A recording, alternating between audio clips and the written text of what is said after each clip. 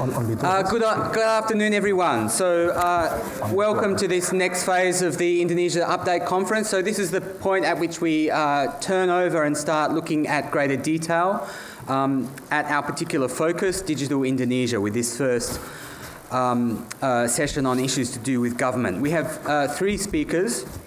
Well, I should introduce myself. My name's Edward Aspinall. I'm from the Department of Political and Social Change here at the ANU. Great pleasure to chair this session with three very distinguished speakers. Let me introduce them briefly at the outset so we don't need to disrupt the flow later on. Our first speaker, Yanuar Nugroho, as you can read in the bio notes that you hold, currently has a very senior post in the Indonesian government, in the executive office of the president. But he's one of these people who's recently made the transition from academia into politics with a long list of publications on issues to do with the internet, civil society, social media, and so on. In fact, just before this session, I was Googling him to check where his PhD was from, and one of the first posts that came up was 10 orang genius Indonesia. So not to raise the stakes, but he's apparently one of the top 10 geniuses of Indonesia. Our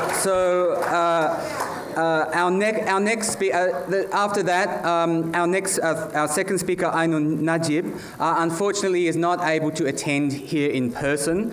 He had a conflicting invitation in the United States, but he is a person who played a very important and influential role in cyber activism around the 2014 elections. The founder of the organization Kawal Pemilu. In his other life, he's a data scientist based in Singapore. And then our final speaker, John Postill from the RMIT, is also a very distinguished academic. He tells me he began his encounter with Indonesia in the 1980s when he worked for a time as a journalist with Majalah Tempo. And as again you can see in the notes, bio notes that you have, he's gone on to have a very distinguished academic career, publishing a lot in the fields of anthropology, media studies. A lot of his previous work has focused on Malaysia, so we're very glad that he's, after some period, he's turning back to Indonesia. So please welcome our first speaker, Pak Yanuar.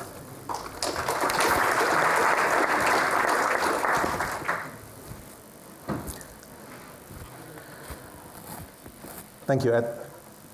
Hi, everyone. It's always giving me mixed feelings if I have to say something like what I'm going to say in front of you, academics mostly, and I have to wear my government official hat. It's been a real transition coming from academics world into policy making, and it's always not easy. So allow me to be blunt on the one hand here, to tell you what's going on with the so-called digital strategy of the Jokowi administration.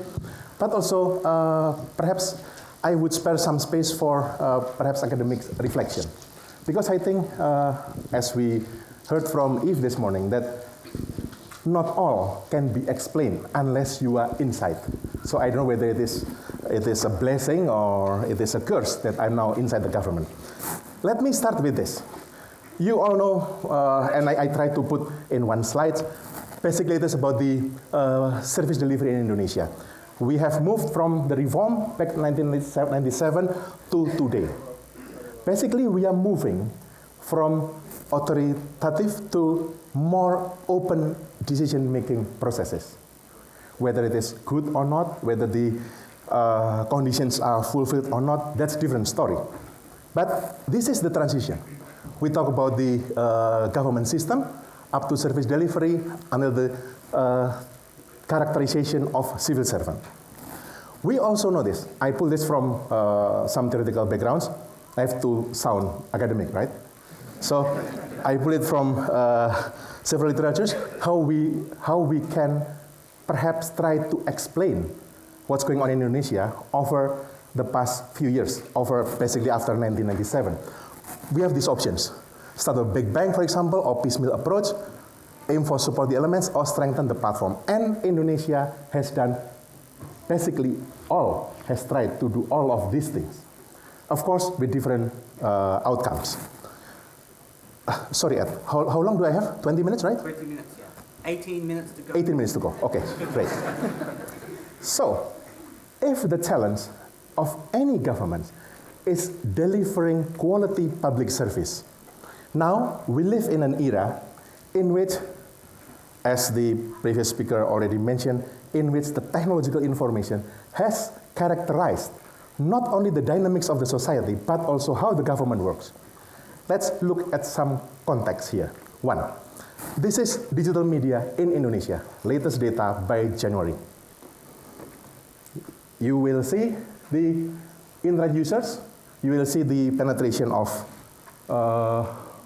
social media, what most popular platform.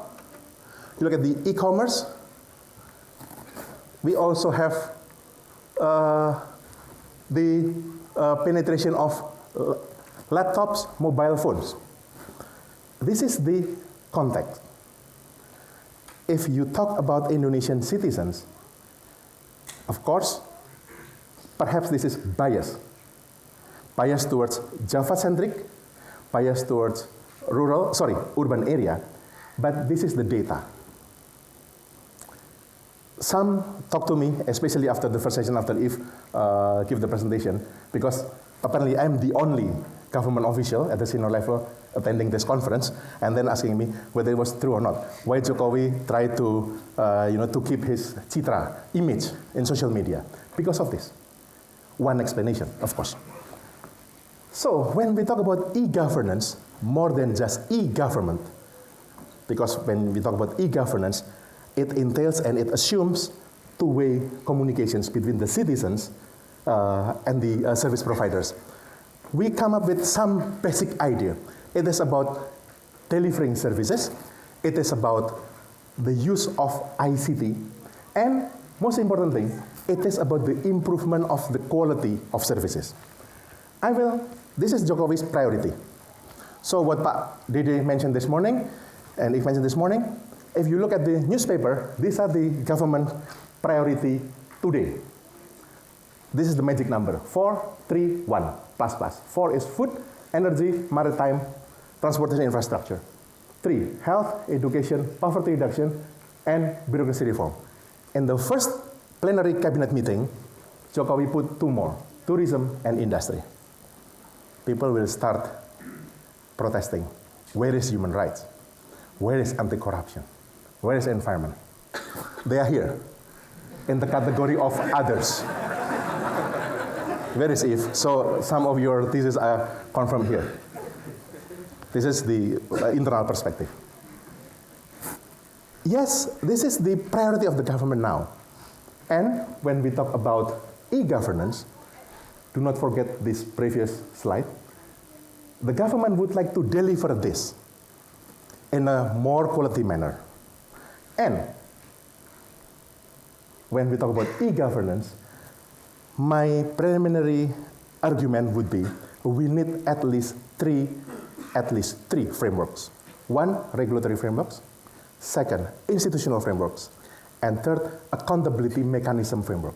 Without this, I think the so-called e-governance will remain as political promise instead of more well-thought technocratic policies. I will build my argument with these cases. Let's see how far I can go. I have 4 cases, and then I will just skip, and then we can discuss. 1 is about one map. 2nd about lapor. 3rd one is about one data, and the 4th one is smart city. What is one map? One map is basically the effort of the government to provide 1 to 50,000 scale geospatial map for Indonesia. We have been independent for 70 years, and we do not have this map to cover all across Indonesia.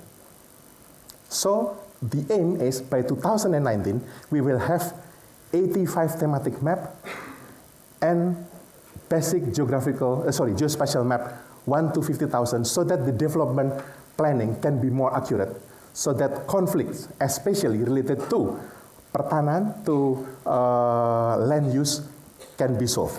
This is the idea, basically. One example is the corruption eradication in natural resources, that it is now heavily using this map. It involves KPK and some other ministries and Pemda and local governments to take care of and to govern natural resources using the map to ensure evidence-based policy in the sector. You don't need this, I think. It is the framework of how we do it. But basically, we need to make sure that the implementation of one map policy needs one regulatory framework. We already have Peraturan Presiden, presidential regulation in place in January this year. Now we have institution. 19 ministries are on board. The challenge is the accountability mechanism. How to ensure that those agencies work well, work appropriately according to their mandates, and how it can really improve the quality of service delivery, especially in the sector. This is the first case study. Second is one data. Politically, it is called open data if you search in Google Maps. But politically, it is not right to say open data. We have some reservations from some government agencies, but we should not use the term open data. Okay, so we try to innovate a bit and then we come up with the idea of one data instead of open data. But basically, it is the implementation of open data charter standard to make sure that the government agencies, they provide data with this. One, it is about the quality of the data, accessibility in one integrated portal, and quality of data analysis. At the moment, all ministries, or every ministries, produce their own data which do not communicate to each other. So for example, Ministry of Internal Affairs, Home Affairs, they have the so-called Dukcapil. Dukcapil is the civil registration data, which do not really talk to the data that are generated, for example, from the Ministry of Health about birth. And the examples can go on and on and on.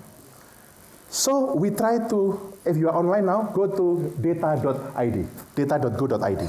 You will see that we have started, at the moment, I think we have around 1,300 freely available, according to the Open Data Charter Standard, data sets available for free, for everyone to use it.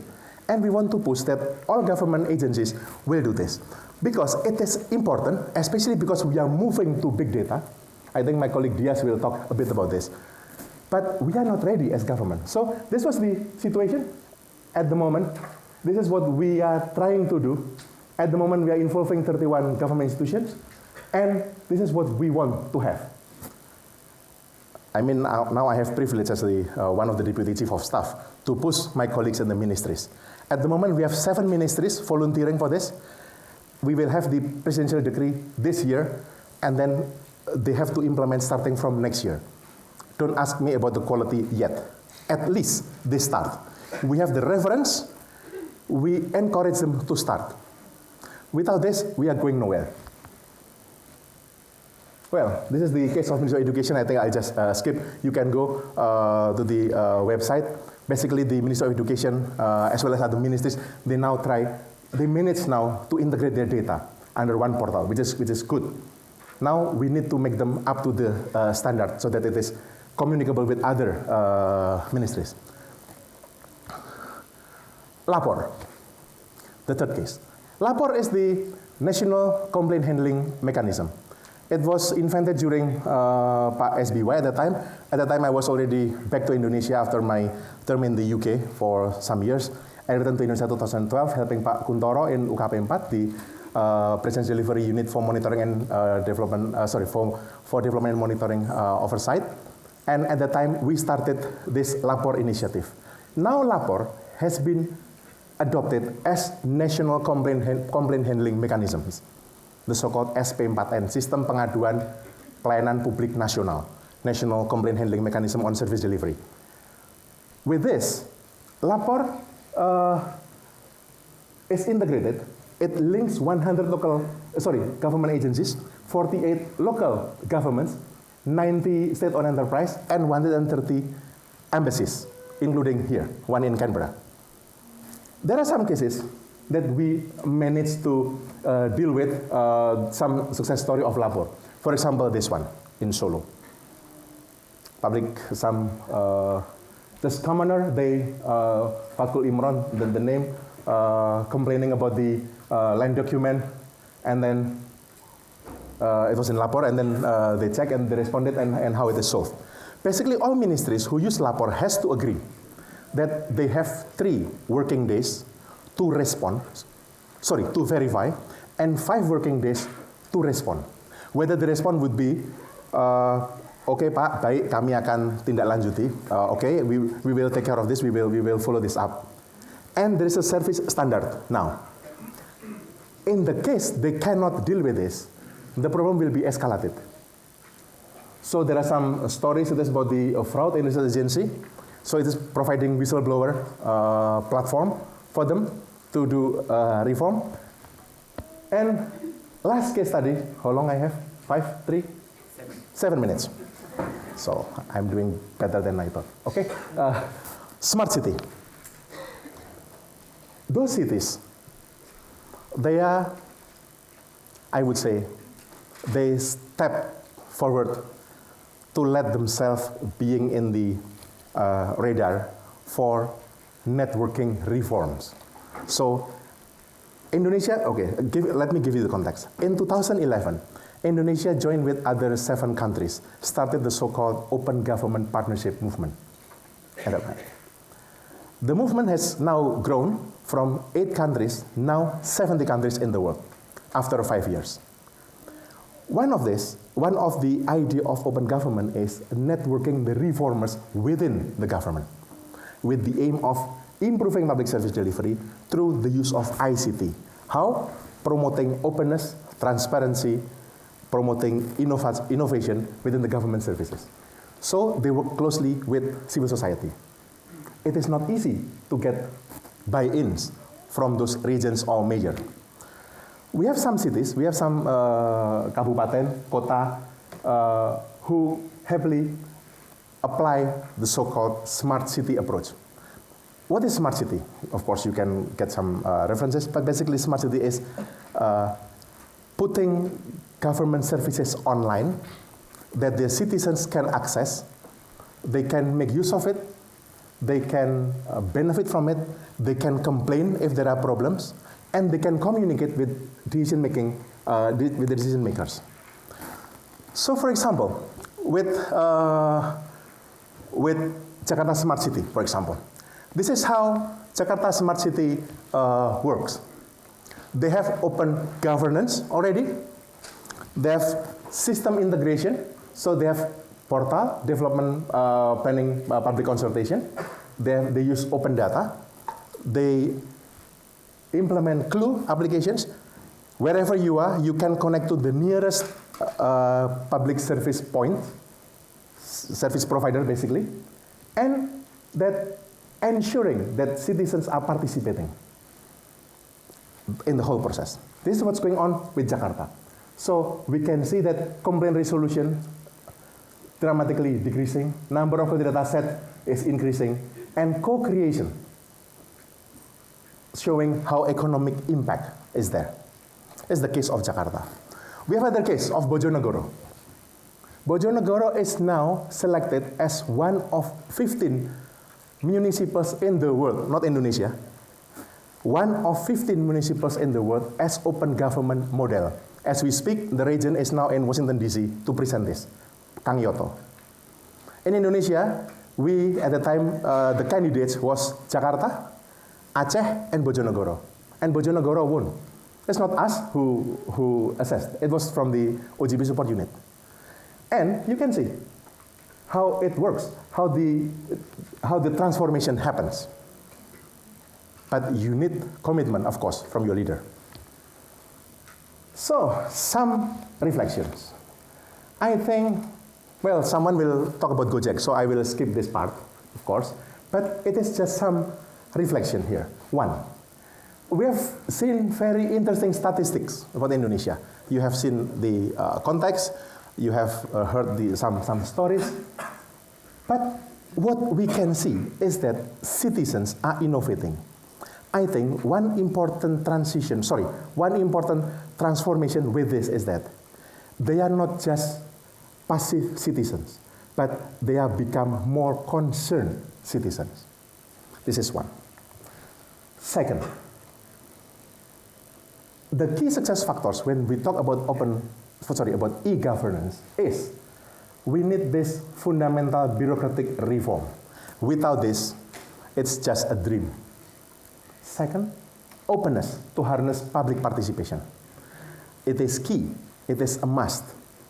And third one, we need smart investment on digital platform, given the context, given the dynamics today.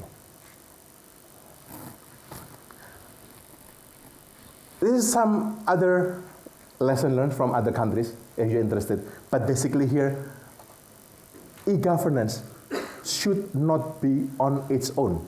It is not there for itself. It should be part of the wider reform. It has to be. Without this, we are going nowhere. What is important is this. One, we need to have a strong understanding how the machinery of the government works. We have to do it. Because it is, without this, we know the context, but we will not be able to understand if things work or do not work. So it is a must that we know how the machinery of government works. And it is sometimes sector specific. So there is no one size fits all. There is no one approach fits all when we talk about e-governance. Of course, in terms of platform, we need to have, say, for example, umbrella regulatory framework for e-government, for example. But then when you come into health sector, when you come into education sector, when you are into agriculture, they are sector specific that you need to take into account. Because, 1 minute, because I think some e-reforms, if you are not careful enough, that's literally urial. So going on and on and on without, so it's like running in the same place. You are not going anywhere, as if you are busy, but you are not achieving anything. So, of course, it's we need champions and some luck. What I mean by luck is that while now we have some, we think that we have our government which is more reformist. This is the way, I think, if we want to do fundamental reform.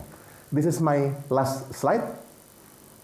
Again, I want to recall this key takeaways. One, it is regulatory framework, institutional framework, and accountability mechanism. It is a political promise that has to be translated into programmatic intervention. And last one, it is fundamental because the government has to provide citizen-centric services, one, convince market, remember, Pak Dede, and consolidate political support. So I will stop here. We can continue in the discussion. Thank you.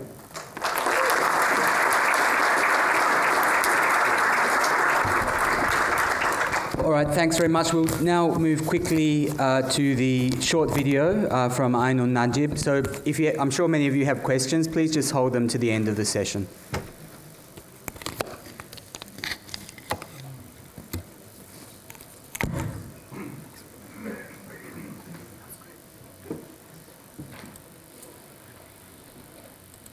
So one person in US, one person in Australia, and another in Asia, in Singapore. That's how we started, and the whole thing was in Facebook. The whole thing was in Facebook chat. 3 of us in a Facebook group chat, and even the coordination of the volunteers, 700 plus of them, were also in a Facebook group, in a secret Facebook group. So I was browsing through the chat logs in that 3-person chats between myself, Felix, and Andrian. The timestamp showed it was on 10th of July 2014 at 1:30 p.m. Singapore time. And when I look at it, from 1:30 p.m. until 2:30 p.m., the first 1 hour of the chat, we explored and discussed, brainstormed the possibilities that we could do. We didn't know back then that it will become Kawal Pemilu as we know now. We didn't even know that the scans were available and so on when we started the discussion. But all those were found out and figured out within the first hour. So just like the meme says, right? Things escalated quickly. So just in the first hour, we explored so many options, we explored so many data. We initially looked into the voters data, DPT, Daftar Pemilih Tetap, to see if we can kind of simulate, do some fraud detection in case some votes are actually deviating too much from the expected number of voters and so on. We also considered OCR when we found out that, the scans are actually published. So it was Andrian's question whether, or actually suggestion, he didn't think that it was available in 2014 from the election committee. Then he suggested in the chat that actually every single voting booth should have the results scanned and published. That's what he said. Then I told him, oh, it's actually available. You can go to this link. Then he suggested that then we should either OCR it or crowdsource it. Then after we look into the scans and we tried one of the OCR, optical character recognition, basically to see what numbers to make out from the scans, or even handwriting recognition at WR. So we also tried a few algorithms. Actually, Felix and Andrian tried a few algorithms, and none of it works well. That's all in the first 1 hour, by the way. So Andrian concluded that and suggested strongly that we should do a crowdsourcing. Then the whole thing shifted to what we know now as Kawal Pemilu. I concluded that we will need volunteers to do the crowdsourcing, and Felix noted that the number of voting booths is actually 478,000. So then I calculated quickly, projected that I will need 1,000 people, 1,000 volunteers, with the assumption of we have to finish in 5 days, because otherwise we have to chase the deadline that it should be much faster than the official result. And so I concluded that assuming one person is doing 100 scans per day and we need 5,000 man days. So that means we need 5,000 man days. Then it means I need 1,000 people, 1,000 person to finish in 5 days. So we kind of know the goal. We knew the goal in that first few hours, and it was just about how to achieve it and how to make it happen. All right, thanks. Next, I'll ask John to come to the stage. John will actually be touching on Kawal Pemilu, the organisation we've just heard about. And I should also just mention perhaps that one of the members or founders of Kawal Pemilu, Andrian, is also in the audience, the gentleman there in the red shirt. So you're very welcome. And people who are particularly interested in this organisation can also speak to him directly later. Thanks, John.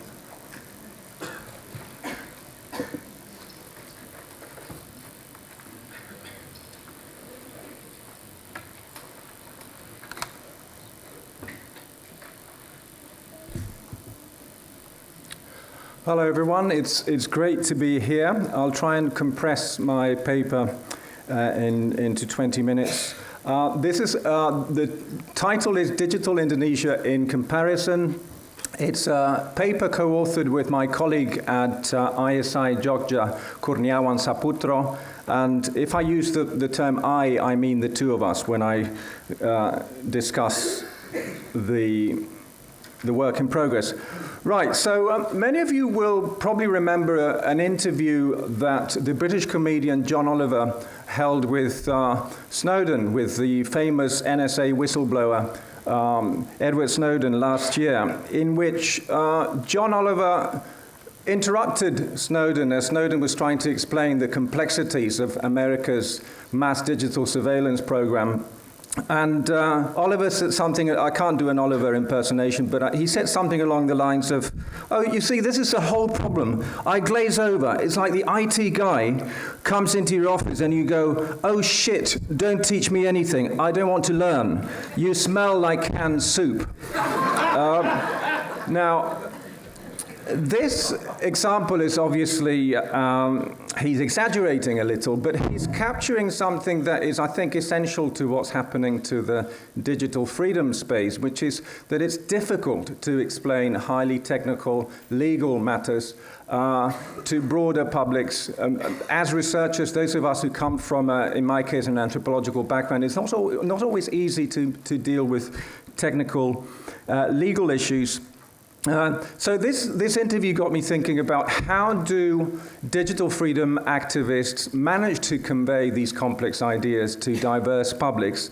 And looking at the preliminary Indonesian research that I've been conducting since 2014 with Kurniawan, it got us thinking about how one technique being used is to personify these issues, to create a social typology whereby, in the Indonesian case, there are three particular digital personas that stand out, namely victims, or korban, volunteers, relawan, and voices, suara of the digital age. So if you look quickly at the digital freedom space in Indonesia, those three personas stand out. There are others as well, but I'll just focus on those three for today, and then say one or two things about the global context and what's happening in other countries within the digital freedom space. Now let's talk about the first concept, or the first persona, the idea that there are victims or korban of a cyber law in Indonesia. As many of you will know, in late 2014, the Indonesian Digital Democracy Forum was created in Jakarta.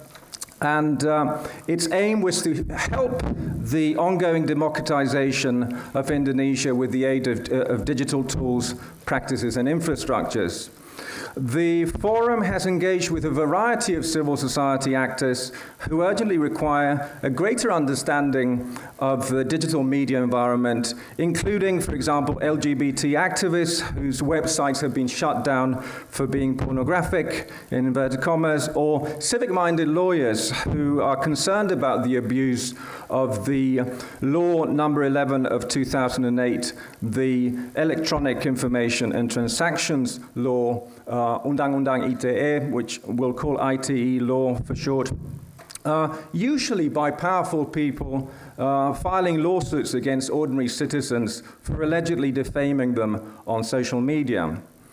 Now, most of the cases, according to SafeNet, the Southeast Asian Network, the Southeast Asian Freedom of Expression Network, most of these cases have indeed been had to do with defamation, while 5% of cases to date have related to desecration and 1% involved threats. For example, some of you will remember the case of the housewife Prita Mulyasari, who was sued for defamation by a hospital in 2009 after she complained about the hospital services on an online mailing list. Then, for example, there's the case in 2010 of a former doctor at the Tangerang General Hospital, Ira Simatupang, who was sentenced for 5 months in jail for libel by the district court for trying to report sexual abuse allegedly perpetrated by one of her colleagues, but lacking in evidence. For SafeNet and other civil society digital rights organizations, this signals a criminalization of netizens and of social media users generally in Indonesia. For example, last year, some of these victims of the cyber law, of the ITE law, featured in a TV show by Mata Najwa, including, for example, well, the three actual victims were Muhammad Arshad, who was given 100 days for updating his status privately within BBM, or the case of Ervani Handayani, who for a similar updating episode, this time on Facebook. So the point I'm making here is that if you call someone a victim of a law, it's quite different from discussing a law in itself. How you name these cases has consequences, and to me it seems that this is a well-chosen strategy. Now, the second digital persona that crops up again and again across civil society in Indonesia, including in the digital space, is the notion of relawan or volunteers. We've heard about relawan already at this event. Now, in 2014, a range of digital initiatives sprung up in Indonesia to monitor the presidential election voting process, all part of a wider narrative that Yanuar was explaining earlier about reformasi and open governance in the country. One of such initiatives is Kawal Pemilu, and we had a short clip a few moments ago. I won't go into the details of Kawal Pemilu, but the point I would make there would be that this was not merely a spontaneous outpouring of voluntary work, as I see it. There was a very strong strategy behind it, and what's striking to me is the very sharp separation between private and public communication. That space had to be secured. There were people who would have liked to disrupt the process from the outside. So there was no blurring of context, as we normally hear about Indonesian social life generally, that contexts are very blurred and the digital space is blurred. In this case, the success of Kawal Pemilu came to a large extent, I think, through this very savvy management of the private versus the public forms of communication. Here's an example of a public event. And speaking of personification, this was a humorous way whereby the volunteers, the leading volunteers from Kawal Pemilu, represented their actions, portraying themselves, tongue-in-cheek, of course, as the Pandawa Lima. So I'm just throwing ideas in an unsystematic manner about the ways in which the strange ways in which the digital becomes personified. This is another example going back to 2014 again, the Relawan Jakarta Baru.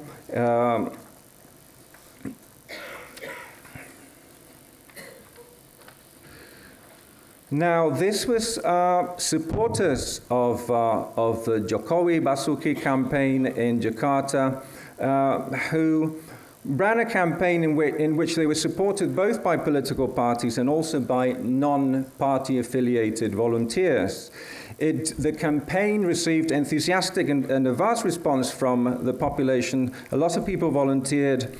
And there's an example of a music video created by a group of volunteers that received millions of views. It was, I assume many of you will have seen it. It's a story of 4 Jakartans who were frustrated by a 3-hour trip through road congestion to get a new ID card, only to be met with a hot, packed office manned by a district headman who asked for a bribe.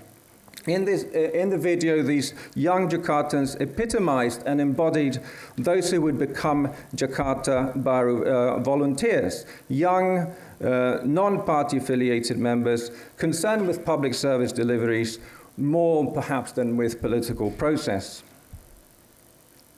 And my final example is the notion of giving voice to those who are beyond, in many cases, the digital divide, or on the wrong side of the digital divide, which we could call digital voices from afar. I'm referring to, here to an initiative by the group Engage Media, who are currently based in Yogyakarta. And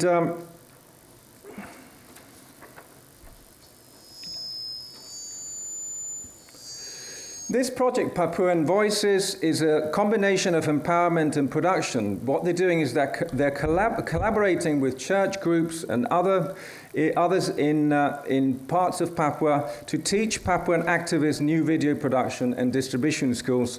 The aim being that they can tell their own stories to the world. This is not going on just online or through DVDs, but also through public events such as some of the events that I attended in Yogyakarta. And it's a good example of how important this articulation between the online and the offline can be for this kind of work. They had an event in the Netherlands where one of the audience members mentioned that it was interesting that these voices from Papua were not presented, or they were not presenting themselves as victims, but rather as historical agents with a story to tell and with work to do.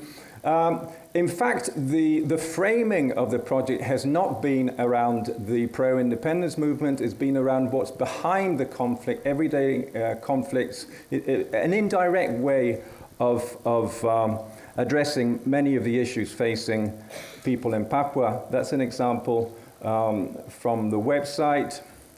So briefly, how are we doing? Right.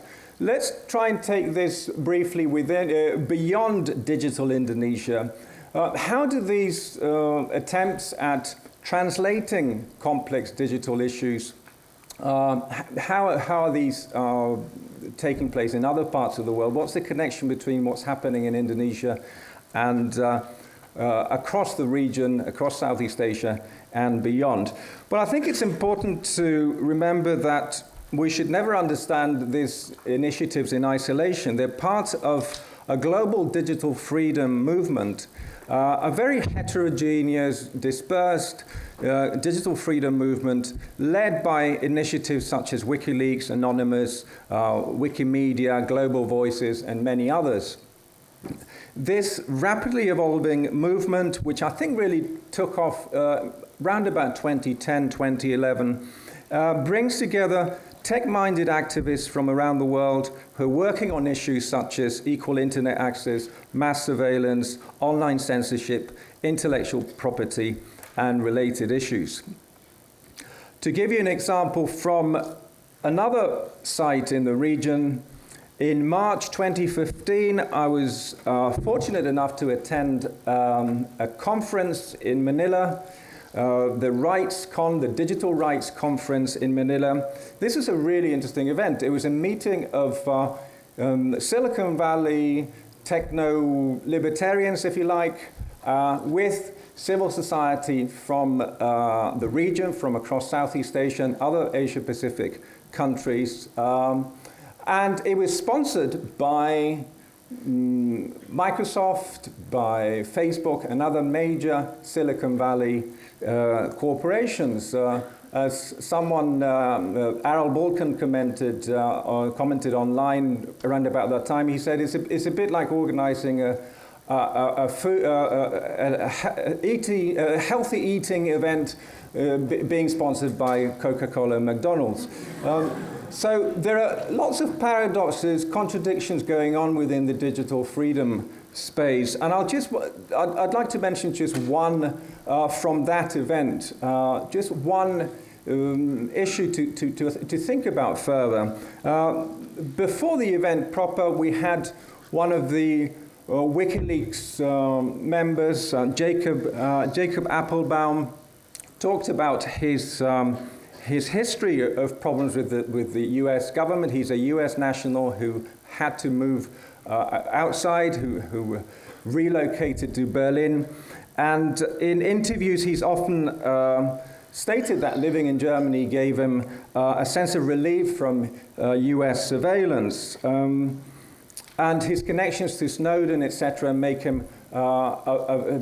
his situation very difficult vis-a-vis the US government. So he is, if you like, a victim of state repression in a supposedly democratic country. Now, a day or two after that, we had a presenter from the Indian subcontinent who had a very different take on digital freedom issues.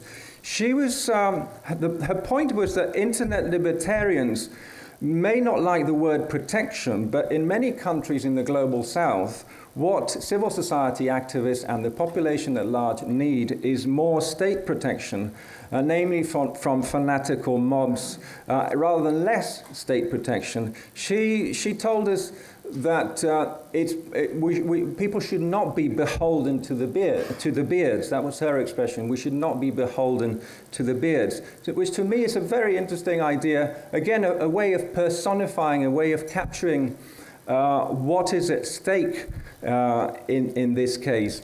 And to me, it suggests that maybe a fault line running through the global field of digital freedom activism, whereby we have, in the global north, we have more techno-libertarian hubs such as Silicon Valley or Berlin, whereas in the global south, often we find a strong secularist, rationalist sector where religious extremism is a grave concern, more so than in the global north. I don't want to present this as a very sharp dichotomy, but I think these cultural differences and regional differences need to be explored further.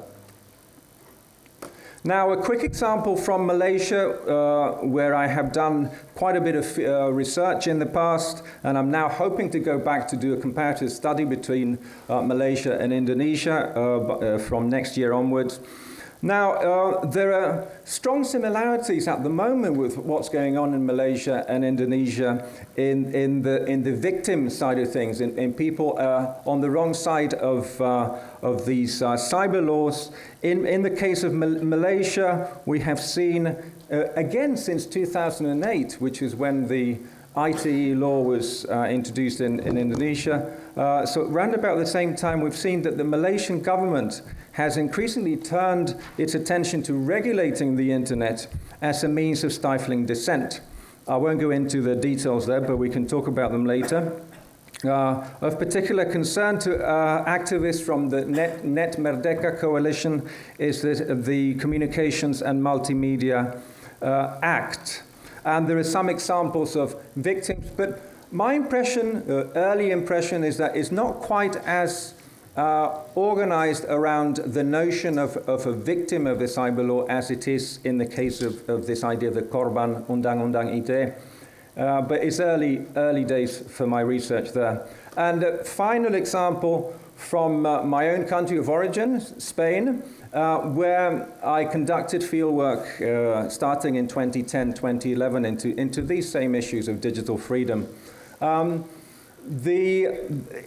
Again, striking similarities in Spain with the so-called Ley Mordaza, the gag law introduced by the government to try and reverse the gains of the Indignados movement, the protest movement, by criminalizing numerous forms of protest or numerous actions such as, for example, taking a picture of a police officer or organizing against evictions. As some of you will know, the Indignados movement didn't just go away, didn't fizzle out. They're now in power at the local government level in Barcelona, in Madrid, and in other places.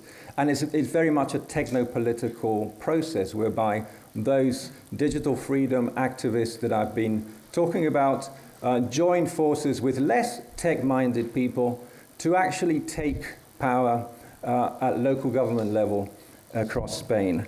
Thanks very much.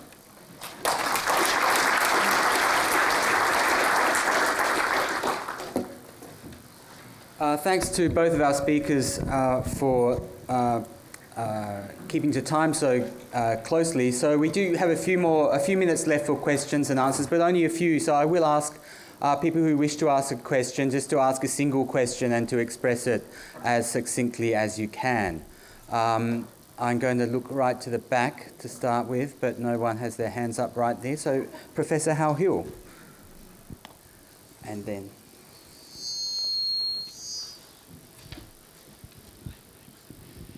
Yeah, I have a question. I'm Hal Hill from ANU. Yanuar, very interesting presentation, thank you. I had a question. The whole e-governance system is going to depend crucially on the availability of the internet service, its access, and its price, and the quality. I wonder if you could tell us a little bit about that and how Indonesia looks comparatively. My impression is that it's improving rapidly, but still has quite some way to go, and the longer it takes to catch up, the more difficult it might be to do the e-governance reforms. Thank you. Hal, can you pass your microphone back to the gentleman towards there? But meanwhile, Lydia has a question. But Lydia, so we have a question that was conveyed. Hi, digitally. this comes from Twitter from Ralph MM, who works with new technologies, and he asked, how is public engagement changing with social media and social network across younger and older generation? So the public engagement, I guess, whether it's activism or e-governance, across younger and older generation. And that was a question for John, I suppose, was it? Or either? Either. Okay. And our last question. Yeah, Yusuf from ANU to Pak Yanuar. Just, you're talking about the accountability framework. I'd like to, because at the end of the day, it will be about e-government or whatever related to electronic stuff. It's going to be, the accountability framework is going to be a problem there. So what is vision of Indonesia to handle this accountability? Because I think that's the problem for digital stuff. Thank you. Thank you. So, Pak Yanuar first. You can just go there.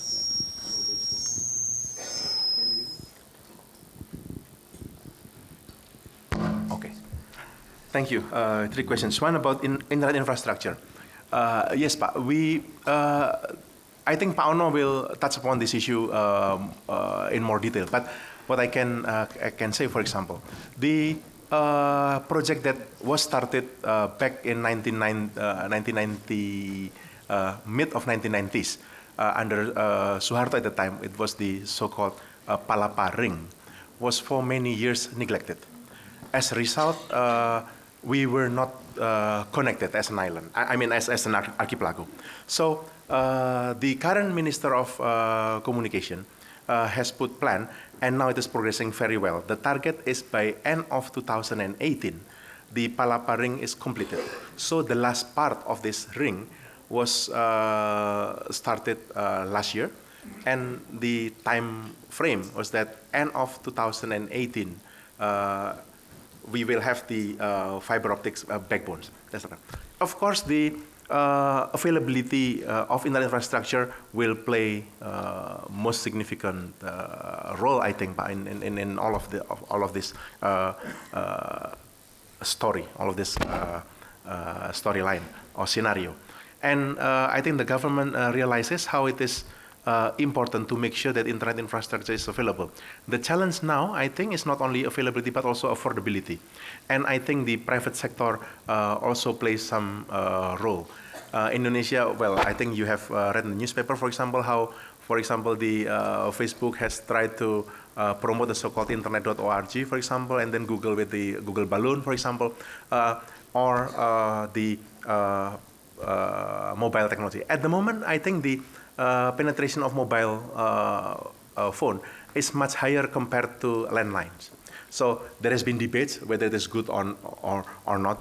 But the most important thing is that we have to make sure that it's available. And the challenge here, again, is cost.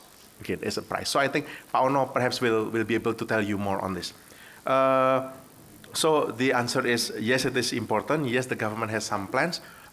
In some parts it is doing well, some parts not so well. And in many parts we need the, I would say, not only participation but also more active role of private sector, in which it also raises some concerns and issues, especially when we talk about the, like when we talk about the internet space or online space, which is taken over by private than public. Second, I think well, should I answer the second question or the third one? The second one is about the public engagement across the youth. Okay. Youth and yes, Ibu. I think the youth is among the most active people who are engaged with not only with the technology as a platform, but also very actively, I would say, in a more positive tone, how they criticize the government. Most of the reports coming through the Lapor platforms comes from young generation. I think they are not only becoming more concerned, but to some extent, when I managed to talk to my colleagues in the field, I mean, also my former students, for example, what they feel about this technology is that they feel more connected. At least they can access their policymakers. Some ministers are actively tweeting and they reply tweets. Some ministers are not. Some they are still conservative. But at least, and you know, you can say some majors or agents, they are very savvy in using the technology. I think on the one hand, it is good that they are engaged with this. And I think this is the main driver why younger generations are more active in this. Perhaps John would elaborate more on this before I answer the third one. If I could add quickly that it's a bit problematic always to talk about young and old. We have all these associations about young, digital savvy, digital natives. My experience is that we should never neglect those people in the 30s and 40s and 50s who very often act as bridging across generations in the civil society space. A lot of people in the 30s and 40s.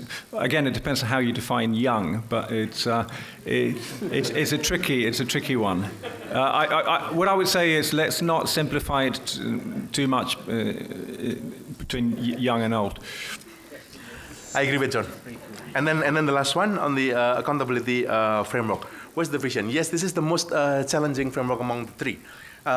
Because when we talk about accountability, then the reference would be back to what kind of regulatory that we have at the moment. I think we are tempted to say you are not basically you can correct me, of course, but basically the rules is more you cannot do anything unless it is allowed by law. While the spirit of this should be the other way around. You can do anything except those who are not allowed under the law. So it is you can see the whole approach, especially in the digital sphere. And it is, I think, problematic how we look at it. And I think the government is still very much in search of this. What John mentioned, for example, earlier on some regulations, line regulations, and I think, yes, they are still problematic, especially when we talk about openness, when we talk about democracy in it. But when we talk about this e-governance, at the moment, we still do not have any regulations that govern e-government. That is why my office actively with the Ministry of Information and Communication and Ministry of Bureaucracy Reform, we are pushing for having this presidential regulations on e-government. This will be the first stepping stone towards more accountability measures. Unfortunately, we've run out of time for this session, so those of you who still have questions, I'll ask you just to save them to ask our speakers directly over the coffee break. And as our next panel comes up to the front, I'd ask you to join me in thanking our wonderful speakers in this first session.